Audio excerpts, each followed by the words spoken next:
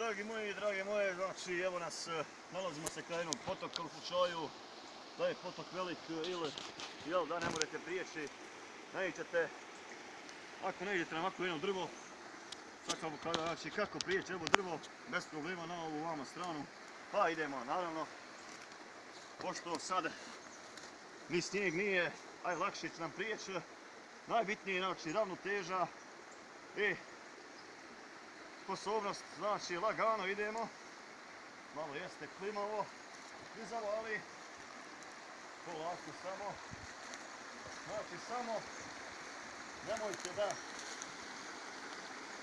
se bojite, lagano, kao što vidite već smo na sredini drveta i da ne došli do kraja.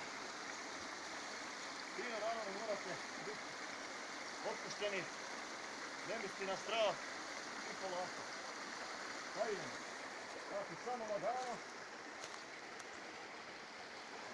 Lagano, dragi moji. Pa idemo.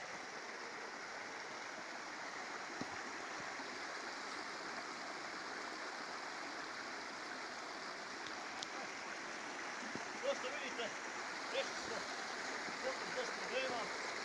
Znači, sada kažem, samo znači, bez straha i mislite samo, ako vas je strah visine, znači ne nemojte gledati dole, samo znači gledajte pravo i polako.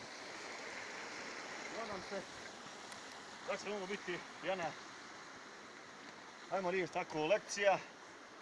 Kao što vidite, snijega nema, ali zato je kiša padala i mokro je. Naravno, možda se neki pitat da li se more vatra naložiti na ovakvom vremenu. A što ja kažem, pošto je sve mokro, jel? Ne more, ali bit će još naravno klipova i još, jeli, učenja i pouka. Što da kažem za kraj, naravno, to je toliko od mene. Danas smo samo ovo pokazali. Do gledanja.